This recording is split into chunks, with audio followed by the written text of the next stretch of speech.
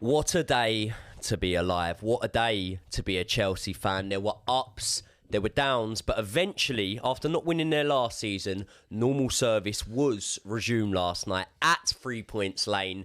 And here to talk last night's match with me is my good friend and channel fan favourite, Josh Aveste. Josh, that was fucking intense, wasn't it? It was, mate. They doubted us. Do you know what, mate? They laughed at us, actually, didn't they? We did a video, didn't we, where we talked about the combined 11. We put, 7 Chelsea players in that combined 11, or was it 6? 7. 7. Okay, well, there you go.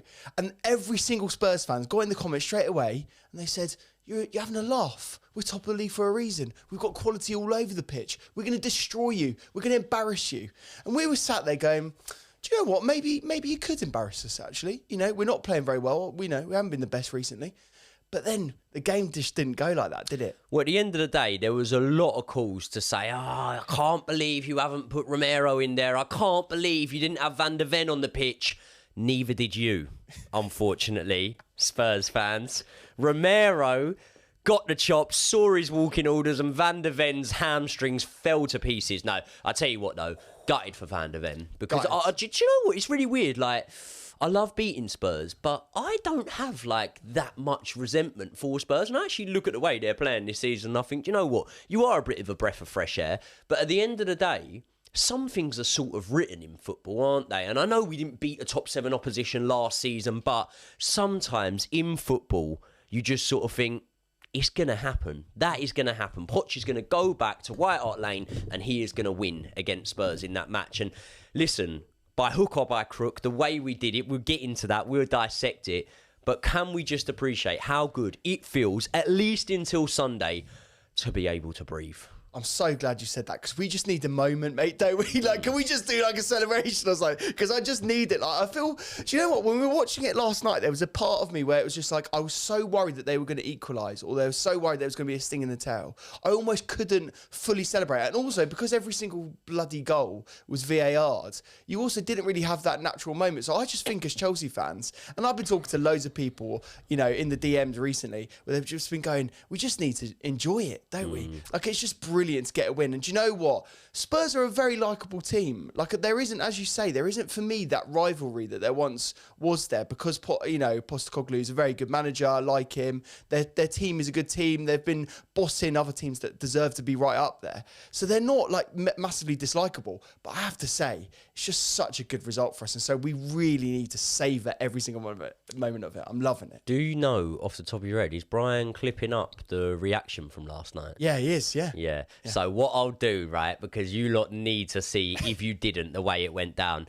Once that's clipped up, even if it's not before I upload this video, I'll put the link to the reaction on the kickoff, because there were some fucking crazy moments in there, weren't there?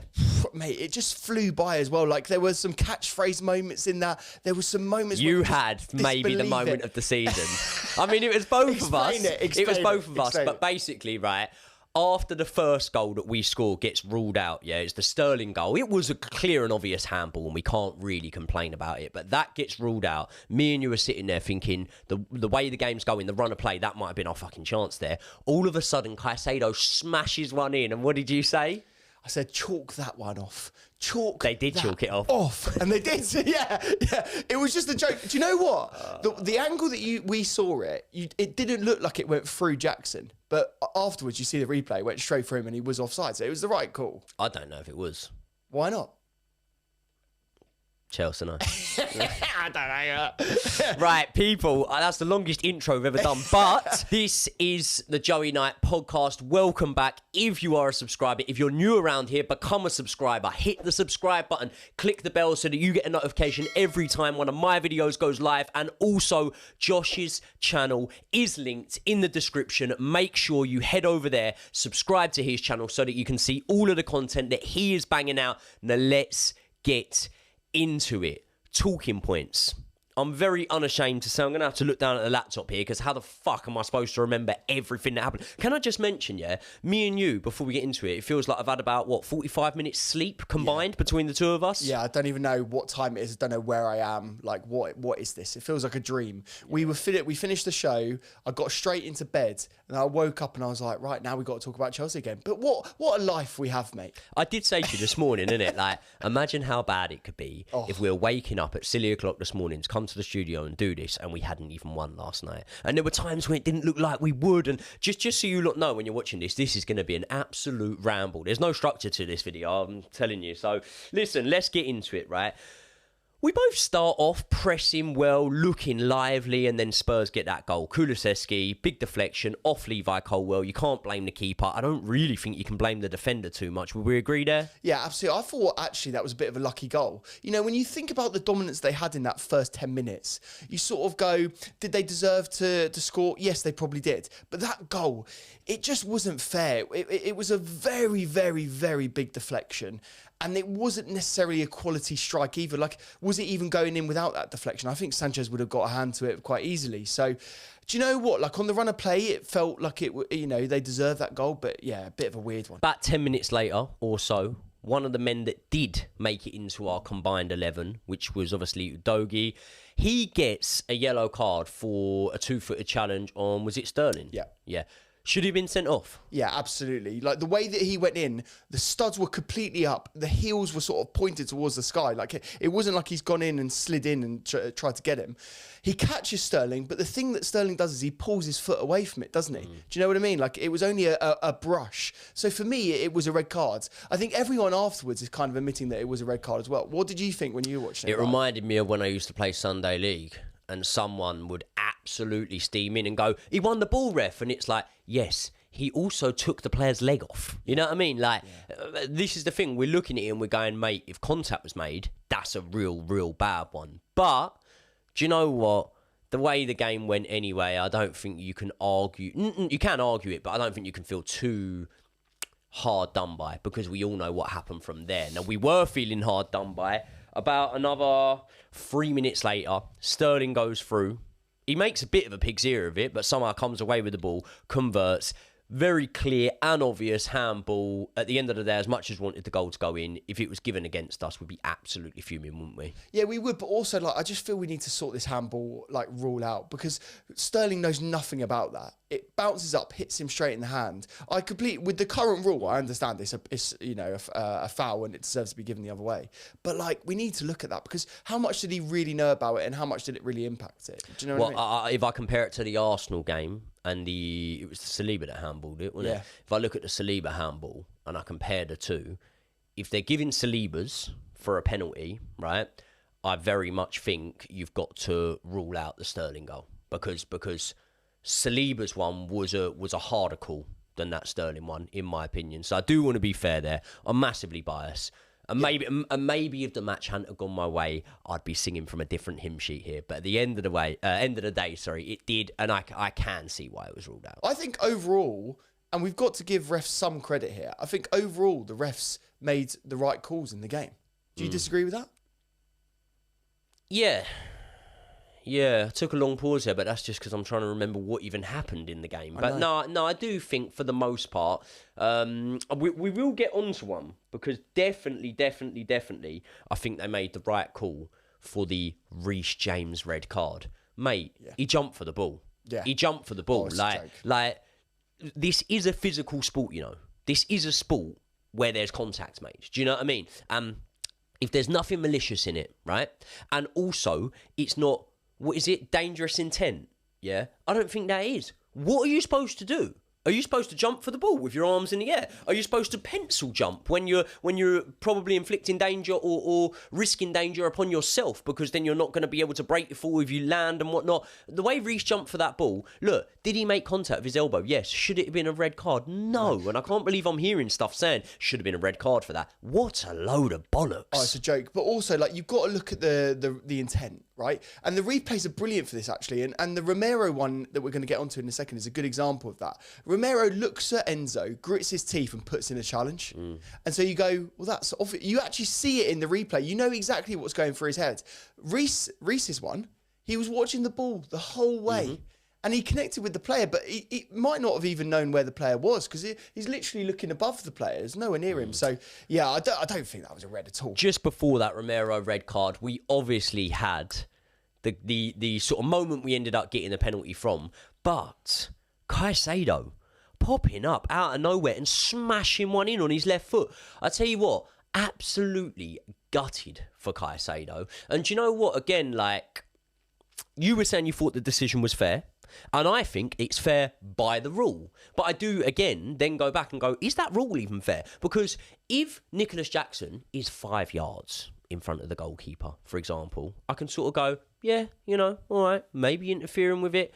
But at the end of the day, he's not that far offside, Nicholas Jackson, and he's fucking half a mile away from the goalkeeper. Yeah. Like, I would like to see that rule change, but then maybe I'm biased, and maybe if the goal had been given against me, I would, you know, be arguing that it shouldn't have been allowed. But for me, I think that's one of the ones, you know, there was 265 disallowed goals in this match, but that was one of the ones that I did think a little bit hard done by there. It's just a shame when you miss out on goals that were so beautiful. And like, you think about how many goals that VAR has chalked off in the time that it's been implemented. Like, do you think what was interesting, mate, actually, was that the linesman gave the offside, didn't he?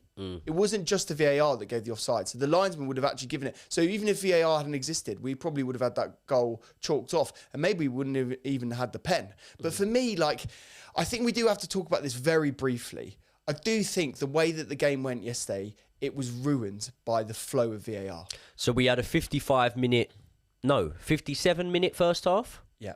How long was the ball in play for? I mean, literally over half, I would say, probably for that. 25 minutes. Yeah, there you go. I'm approximately, about 25 minutes, yeah. It's a joke, isn't it? It's an absolute joke. Like, do you know what? The players are getting annoyed because we're playing all this extra time. But actually, when you think about it, we pay the money to go and see the game. We've both done that this season, paid good money to go and watch these games.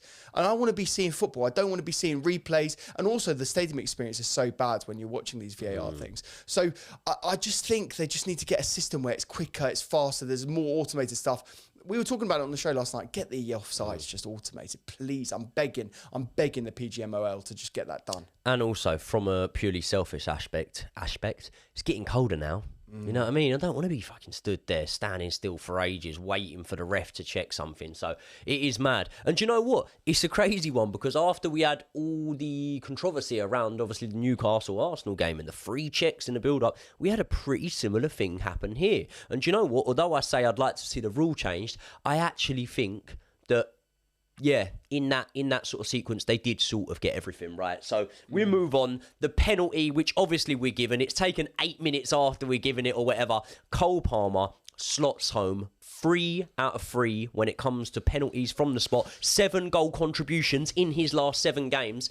Cole Palmer, we knew it was going in. You couldn't watch it. I couldn't watch it. And do you know what? I don't understand. I get it maybe now, but I don't understand how you're so confident about Cole Palmer. Like, you know, you said it on the show. When Cole Palmer steps up, you're just like, yeah, it's going in. And I was like going, this is a huge game. He's a young kid. He's against the Spurs end. It's just, like, everything was wrong. Do you know what I mean? And he still slotted it. And do you know what? I watched it in real time and I thought, oh, God, that's lucky. It's gone off the post. It's gone back into the goal. But if you think about it, that's kind of the best pen, isn't it? Yeah. And mate, like, listen, the viewers on this channel know this, and we know it. You've got a better footballing brain than me, but I'll tell you one thing. I know class when I see it.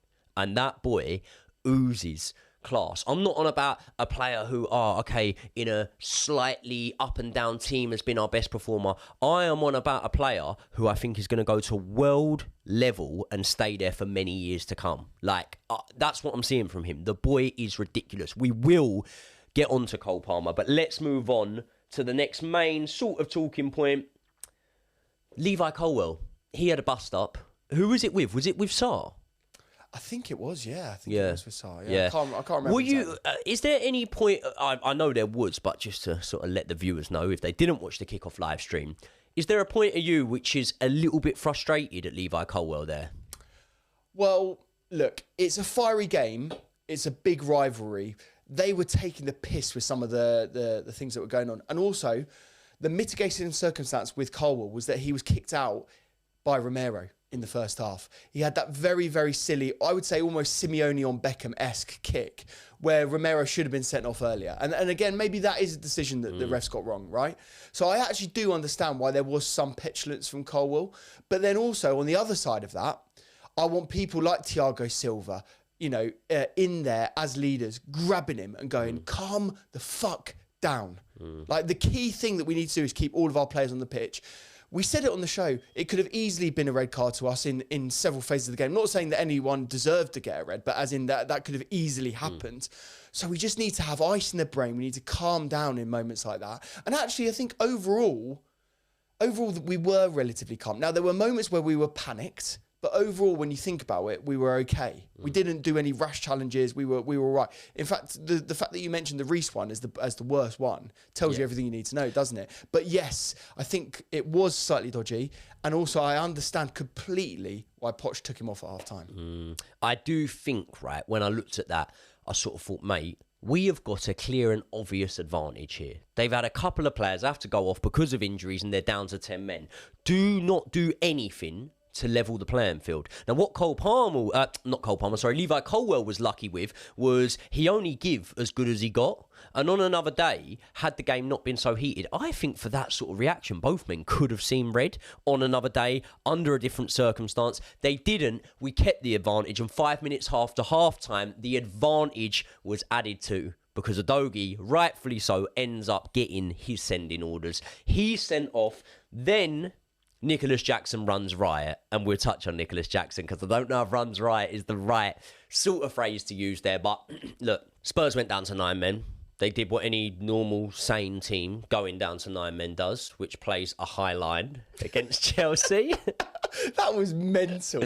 Listen, I'll tell you one thing, yeah. What did I say? What did I say before the match? One thing that I like to do is I like to rub my own back when on the very, very small occasion I get things right. And I got it right, didn't I? Because I said that if there was going to be a downfall to Spurs here, it was going to come from Ange's tactics. And ultimately, Ange's tactics were, I don't want to say what cost him the game because injuries and red cards and whatever went against him. But Ange's tactics were pretty much what I predicted, weren't they? I said that Postecoglou by no means is going to change his stylistic sort of gameplay to suit this Chelsea team. And although he knows that we can be got to pretty comfortably with a low block, and you look at the attacking flair they have, man, if they had came out defensive, tried to catch us on the counter-attack, I'm telling you now, Tottenham would have won that game. And I knew that they could have done that. But Ange's resilient mindset in attack was ultimately his downfall, because once they went down to 9 men, they played a high line, they still tried to win the game,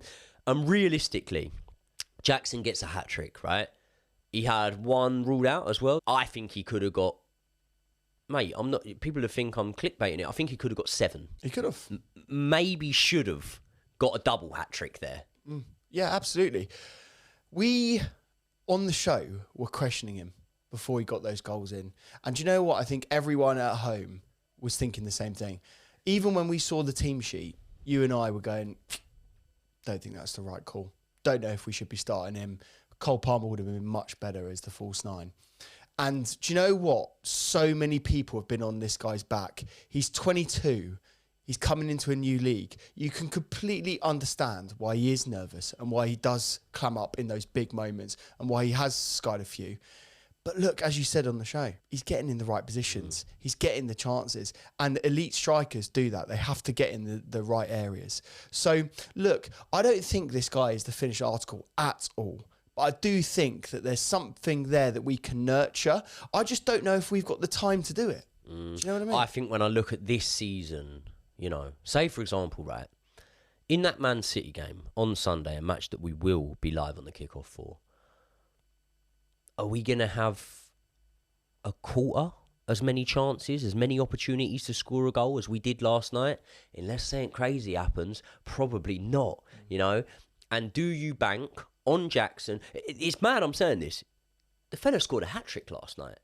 And I am now sitting here undetermined on whether I would start him in the next game. Now, just wait before the viewers jump down my throat. That's not to say I won't.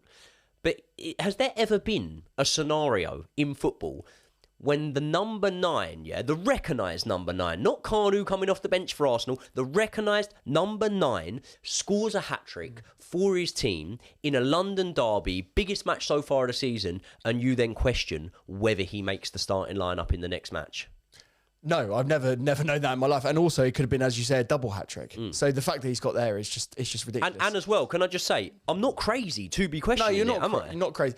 You're not crazy. I do think it's unfair. Yeah. I do think it's really, really unfair. Like, he has, regardless of whether he wanted to score a hat-trick or not, it was the most unwanted hat-trick I think I've ever seen in my entire life. In fact, the last goal, I don't even think he wanted to sort it out. We was laughing at that last goal. That was the old, whoa. yeah. He did a dummy on himself, basically, is what he did. But, like, I think now, Poch came out after the game and said he is a confidence player, and he's trying to instill that confidence. He's trying to grow into the league, into the team, trying to get used to his teammates. And you know what strikers are like, right? If you do get a bit of confidence, you score a few goals, then you do kind of hope that you bang them in. Now, he didn't do that when he skied it in the second half, So, maybe we're jumping the gun a bit there. But actually, I think going into City, especially with the performances of Noni Madueke and Mudryk, throughout the rest of the season, Mudryk's had... Like, I'm a big fan of Mudryk, don't get me wrong, and I would have started him in this game. But actually, when he came on, a lot of Chelsea fans weren't happy with him. I thought he played okay, but a lot of Chelsea fans weren't happy with him. So actually, purely from, players that we've got in the squad, you kind of have to go Jackson starts anyway, let alone with the goal-scoring form that he did.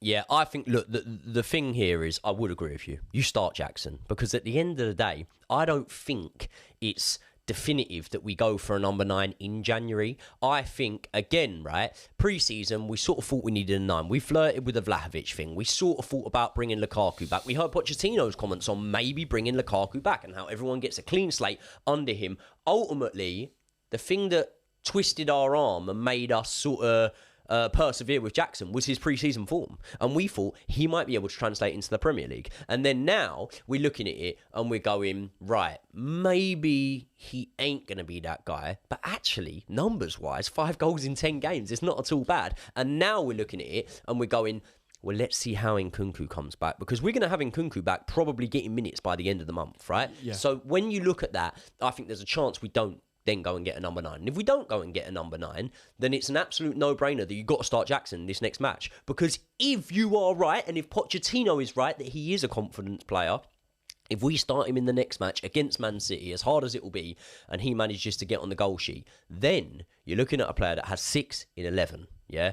And then he can really go from there. And maybe we can start to see the same sort of confidence and coolness in front of goal that we saw from him in pre-season. So I do think he's got the attributes in his game, but I would say that when I looked at our performance against Arsenal and how good we looked without a number 9, knowing how important this Man City match is, and also knowing, like, stylistically how, I'd say similar Man City can be to Arsenal, I think that my mind would obviously go, well, that's the formula, because we nearly beat Arsenal with it. So I know that that's a talking point, but we do want to know your lot's opinions on that. Let's have your opinions on Nicholas Jackson last night. I really don't want it to seem like I'm like sticking the cosh on Nicholas Jackson at all. It's just looking at him and looking at when he goes through on goal. Do I believe he's going to convert? No, I can't say I always do. And you can point to strikers like Thierry Henry, who maybe didn't, set the world alight in terms of goal-scoring form early on in their career at the age that maybe Jackson is. But then I could also go, but if he goes for on goal, you still think he's going to score. So I want to stick a pin in it, and see how it goes with Jackson. But let's move on to the question. Did Chelsea play well last night? No, we didn't. We didn't, did we? We didn't play well. But look, I think you can only play what's in front of you, right? And the fact that we were playing 9 men, they're always going to go defensive. And when I say defensive, obviously they had an incredibly high line, but they were incredibly compact. So there's 2 different types of defense. You can either drop very deep, or you can be, compact as a bunch, right? You can only play what was in front of us. And ultimately, how many games have you and I watched this season where we've gone out, played incredibly well, looked brilliant, created so many chances, lost games? Yeah. And I'm sick of it, actually. And then you look, like, I've been watching Man United a lot recently because of what we've been doing with the kickoff and all the matches that we've been watching. And you look at them, and they just play awfully, but they win. And I'm actually super jealous of that. I wish we actually were playing worse than we are, but we're getting more results. So I almost don't give a shit how crap we were. And actually, I think that in terms of like the Twitter sphere has actually been overblown slightly about how poor we actually were. Like we definitely weren't great. Look, there's no if and or buts about that. We definitely weren't immense. We weren't, Man City, Arsenal level against Spurs last night. But the fact is, we scored 4 goals, and we actually what else could you have done in that game? Yeah, and as well, like the amount of props that Spurs are getting. Listen, I give Spurs their props. I think Spurs are a really good team. I don't think they're now going to drop now and fall like a stone. I actually think that I've seen enough from them to see they've got resilience to still make a really good push for Champions League football. However, why are we all arse-licking Spurs here and going, the fight they showed? You got the 2 players sent off. You deserve to have probably a sending off before you even got it. And ultimately, yes, you were crippled by injuries. You had bad injuries. We have our main attacking threat out at the moment through injury. We missed, 8 games of our club captain through injury. Okay, it didn't happen all in that one match, but let's not pretend every single team doesn't have injuries. And at the end of the day, you said it best. How long were Spurs realistically in the match for?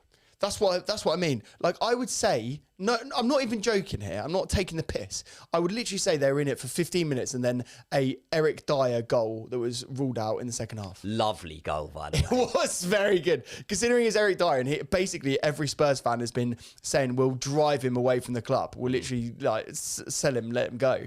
It was a decent finish, to be fair. A few little redemption arcs going on this season. So the lesson is, don't slate Harry Maguire. Don't slate Eric Dyer. I tell you what, do not slate Cucurella. I thought he'd done a good job when he came on, man. I'm really starting to warm to Cucurella. Do Chelsea build from this? We have to. We have to.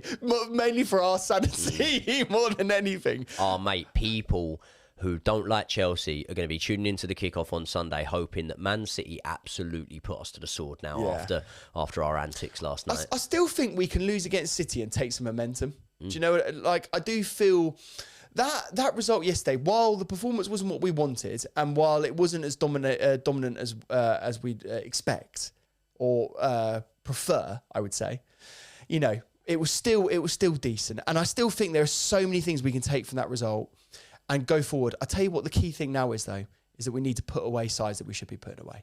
The key thing is take the momentum from Spurs and then use that against teams like a Brentford, Forest that we've lost to, and make sure that we get the wins, because we can't be losing at home against these teams anymore. I think we've got a massively hard run coming up. It's there for all to see. We've got Man City next. We've got Newcastle after that. And obviously we've got Brighton after that. Brighton, a team that we have had a win over this season and obviously in pre-season as well. But do you know what? I really think the bigger matches are suited to us. I really do think that I could see us getting 4 points from them next 2 matches. I'm not going to sit here and say we beat Man City and we beat Newcastle, but I think definitely in them 3 matches, we'll win 1. We'll probably lose 1. We might lose 2. We might draw 1. You know what I mean? Like, it can go any sort of way from us. But what is really going to define where we finish in the league this season is the ability to put away the smaller teams. We need to be beating Bournemouths. We need to be beating Forests. We need to be beating Brentfords. We need to be beating any team that is not a top 7, 8 team. And then even when you look at the strength at the top of the table, we still need to be beating those teams as well. So we're going to have to wait and see. I think buzzing is the word that both me and you can take away from last night. So final thoughts on that game last night. How proud are you of the boys to be able to actually go out there and in the end get a very hard-fought 3 points over a top 7 opposition? Because let's cast our mind back to last season. Drew once with Spurs, beat by Spurs. You look at every team in the top 7, we didn't get a win over any of them. We didn't get a win over Arsenal. We didn't get a win over Liverpool. We didn't get a win over City. We didn't get a win over Newcastle. Yeah, I think like the last time we beat a decent team in the Premier League was Aston Villa when Mason Mount scored that free kick. And that feels like a lifetime ago. Look at the team since then. Yeah. Like, it's a complete overhaul. So I think we can only build on this, surely. Yeah, I'm going to enjoy every single second of this win. And I'm going to savour it for as long as we possibly can, because we deserve it, right? The amount of shit that we've been through this season, let alone the last 18 months, I think you do have to just completely enjoy moments like this. And while they were depleted by injuries and sending off, we were still playing the team that were top of the league. They've been absolutely immense this season. Their coach has come in and transformed that team. They've got match winners all over the pitch. They look very, very solid. And as we said right at the start, people were laughing at us. People were laughing at us when we said that Chelsea had players that were better than some of those Spurs players. So to just go back and just have our little moment and say, do you know what? We were much better than Spurs. I'm sorry, but we were. Throughout the entire game, we were better. We created 4.3 XG or something, what it was. You know, fair enough they had sending-offs. We deserve to win. So I just think we need to have the moment in the sun. I think we need to have a bit of credibility for the people that were watching us and slagging us off. And I think we need to say, yes, the Chelsea players are very good. While it's not clicking completely, we have a very, very good team. We should be higher than what we are. So again, let's just enjoy it. Let's have our moment and let's move on to the next game and see how we can do against Man City. I know what you're saying about this run coming up. I understand why you think it might be a tough one. I think Newcastle are beatable. I think Brighton are beatable. And God knows what could happen against Man City. Imagine if we go out of those 3 games and we get 7 points. Then it's on. Mate, the season I would is on. trade the next 6 points just to turn Man City over. Yeah, I would too. I mean, that actually, for momentum purposes, would be better. Would actually kind of be better for us because we've said we've beaten the team that were top of the league. We've then beaten the team that were then top of the league. It would be brilliant. But I do think Newcastle are gettable, especially when they've only got 16 fit players, by the way, and they're going to Dortmund tonight. In a word, and we'll do a whole separate video where we break this down at some point. But in a word, can Chelsea still make Champions League football? Yes. That's what we like to hear. People, let us know your thoughts. Were you at the game? I want to hear every single detail of what you lot went through last night. And if you want to see what we went through, as I say, the link to our reaction on the kickoff will be in the description. Also, in the description is the link to the podcast room. The podcast room are in Barnes, Southwest London, and it's where I record all of my content from. They're very much affordable, really good staff, really good setup. So if you're in that sort of area and you want to launch your own channel, you want to do your own podcasting or whatever, you can go on to the podcast room website. You can put in Joey Knight 25 and get 25% discount for the podcast room. So make sure you do that if you're looking for somewhere to record. Please, once again, show your appreciation for Josh. Josh doesn't like getting out of bed at these sort of times, and neither do I. But we have soldiered through today and made sure we've got up bright and early to give you lot the post-match review. So show your appreciation by heading over to Josh's channel. It's linked in the description. Make sure you're subscribed so you can see all of his content. Wish Josh the best. You've got a big day today, haven't you? Josh has had a few ear problems. He's got, what is it? I'm just going to have a little clean out, mate. Nice. You got to do these things. You got to have a little routine. You know, we get our teeth done. Now I'm going to go get my ears done. I can't hear anything. Get our teeth done? Yeah. Well, what are you going on about?